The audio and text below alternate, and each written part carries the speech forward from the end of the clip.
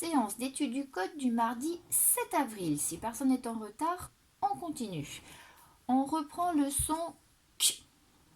On connaît la chanson Kako, Q, ceci. La lettre C, elle chante K devant le A, le O et le U, mais pas devant le E et le I.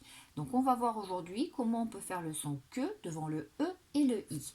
Avec toutes ces graphies qui sont complexes. Le QU, toujours. Le K qui est hypothétique, le CH, où on explique aux enfants que ces mots qui ont le CH sont des mots qui viennent de la Grèce. Donc c'est l'étymologie. On essaie de leur dire que ça vient d'un autre pays et qu'on a gardé les mots. On fait lire la maison du que. Il n'y a pas de piège. On fait lire les syllabes du que. On manipule les sons. Attention, je dois supprimer le son proposé en début pour trouver un autre mot. Képi, si j'enlève le que, il va me rester épi. Clou, si j'enlève le que, il va me rester loup. Ski, si j'enlève le s, il va me rester qui. De qui on parle. Je lis mes mots, je lis mes phrases et on passe au fichier. La page en couleur pour les enfants et la mienne. Toujours le même rituel. Petite date, mot des consignes en vert et on attaque. Surligne tous les que tu vois. Un code couleur, ça précise dans l'esprit des enfants les graphies qu'on va utiliser.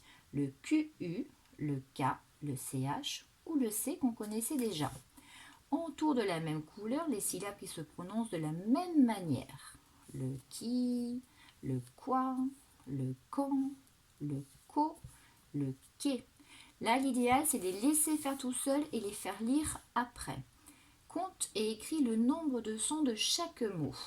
On va reprendre, nous, notre façon de fonctionner avec nos ronds et ensuite, on va pouvoir répondre. Requin, r, e, k, 1. J'ai bien 4 sons. Chorale, k, o, r, a, l, 5 sons. Casque, k, a, s, k, 4 sons.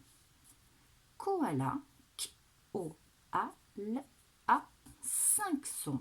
Attention, chorale, c'est bien quand on le dit et pas quand on l'écrit. C'est pas chorale. Ensuite, on travaille les inférences, faire du lien entre les choses pour mieux faire fonctionner son cerveau. C'est comme ça que ça marche. La raquette, c'est pour le joueur de tennis. Le paquebot, c'est pour le capitaine. L'enveloppe, c'est pour le facteur. Le casque, c'est pour la motarde. Et le tableau, c'est pour la maîtresse. Ouais, mais là, le tableau, il manque un peu. Consigne 5. Écris les mots à côté des dessins. N'oublie pas le déterminant. Ce qui est important, c'est à nouveau le code couleur pour laisser les enfants écrire tout seuls après. Ces 2 mots, je vais les écrire avec le QU. Ces 2 mots, je vais les écrire avec le K. Le déterminant, c'est le petit mot qui va devant quand il y en a besoin. 4 quand on le dit, 4 quand on l'écrit. Pas que beau. On m'a donné la lettre muette, mais elle est trop loin. Je l'ai accrochée à la fin de mon mot, je peux la barrer. Un kimono, du karaté. Les enfants sont capables de tout écrire tout seuls, donc on n'intervient que sur la validation à la fin. Consigne 6. Écris le son qu'il faut supprimer pour obtenir le mot suivant. Saut, si j'enlève le S, j'obtiens de l'eau. Doigt, si j'enlève le D, j'obtiens l'oie. Relis le début et la fin des phrases. Donc ce qui est important, c'est de trouver les mots qui vont me permettre de faire la différence. Le moustique, il pique. Donc rien que de savoir que j'ai réussi à lire pique, ça ne peut pas aller aux autres animaux. Le kangourou, il porte son petit dans sa poche. Le requin est un animal marin. Le koala porte son petit sur le dos.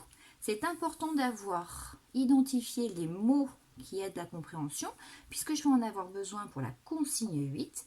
Recopie la phrase de l'exercice 7 qui correspond au dessin. Je cherche la phrase du koala, je recopie le début et la fin, j'oublie pas la majuscule, et le point. Là aussi, les enfants le font en autonomie. Attention à la transcription, c'est du script, ils vont écrire en attaché. Le K va être compliqué, P, P, D, qu'il n'y ait pas d'erreur sur les graphies. À vous de jouer.